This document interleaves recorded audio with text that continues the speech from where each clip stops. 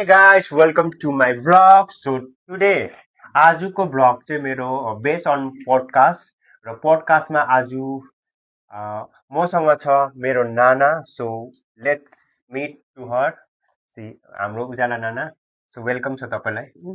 नमस्ते सबैलाई. So guys, उजाला नानालाई चाहिँ के भन्दाखेरि सी इज अ हाउसवाइफ. हाउसवाइफको साथसाथै सी इज अ एन्टरप्रेन्योर है. उहाँले आफ्नो एउटा जर्नी सुरु गरेको छ, एउटा सेटअप स्टार्ट गरेको छ. सो एज अ हाउसवाइफको साथसाथै उहाँले चाहिँ आफ्नो एउटा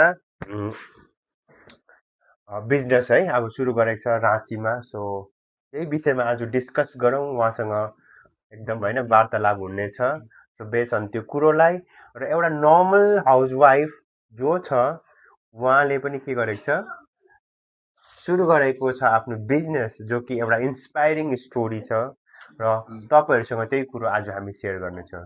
सो उजाला नानाले है कसरी आइडिया भयो तपाईँले इन्टरप्रेन्योरसिप सुरु गर्नुको लागि? किनभने गाई सबैलाई थाहै छ, किनभने राँची एउटा अलग्गै स्टेट हो in India, part of India.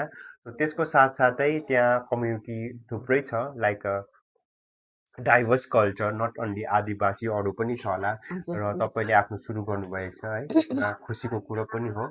र तपाईँले के अब सोचेर प्लान गर्नुभयो र के कस्तो छ त्यसको रेस्पोन्स? हजुर, मलाई घरमा बसी बसी बोरिङ भयो नि त.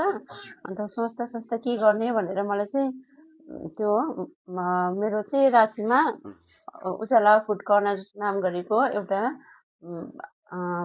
मोमो सप छ. त्यसमा चाहिँ अब म अहिले अझै बिस्तारै बिस्तारै सुरु गर्दैछु होइन. अन्त अहिले चाहिँ मैले घरमै आफू छोरीहरूले मिलेर गर्दैछु. अब पछि पछि यसलाई चाहिँ म बढाउँदै जाने इच्छा छ. मलाई ठुलो रेस्टुरेन्ट बनाउने इच्छा छ.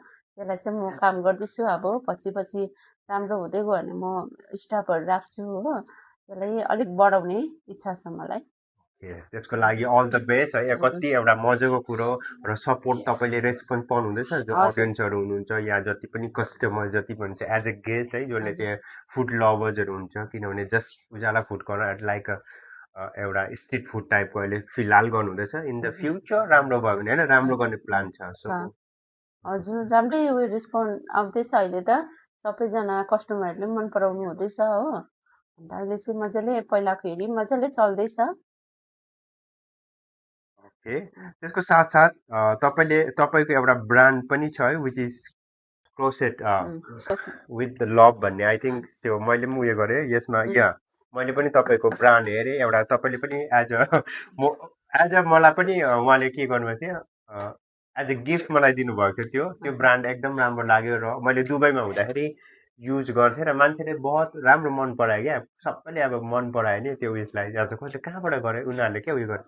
अन्त मैले तपाईँको त्यो उयसलाई पनि प्रमोट गरिदिएको थिएँ. सो त्यो ब्रान्ड पनि छ नानासँग है. सो त्योसँग तपाईँहरू कनेक्ट हुन सक्नुहुन्छ.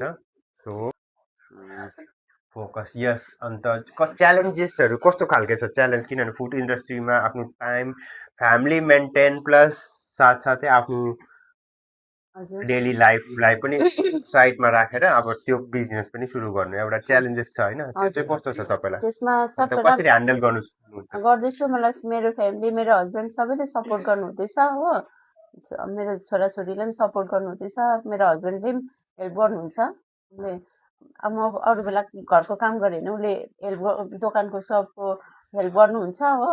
पहिला मैले सबको काम गर्दैछु भने चाहिँ मेरो घरको ख्याल राखिदिनुहुन्छ मेरो हस्बेन्डले, छोरीले. फ्यामिली सपोर्टिभ छ, हस्बेन्ड है. हजुरको छोराछोरी कतिजना? छोराछोरी 2 जना. यहाँ 2 जना स्टुडेन्ट छ. छोरी कलेजमा छ, छोरा 9 मा छ. ठिकै छ. सो है एउटा फ्यामिलीलाई मेन्टेन गर्दै गर्नुपर्छ र त्यो राम्रो छ. र wish you all the best है. तपाईँलाई राम्रो हो, इन द फ्युचर राम्रोसँगले गर्नु छ. सो गाइस, यही स्टोरी थियो, इन्सपायरिङ है, एउटा हाउसवाइफको स्टोरी. र तपाईँहरू के यो कुरासँग रिलेटेबल छ र कमेन्ट लेख्नु होला र लाइक गरिदिनु होला, सब्सक्राइब गरिदिनु होला. र अझै हामी फर्दर उयसको लागि हामी आउनेवाला छौँ. Thank you so much. Thank you. Bye bye.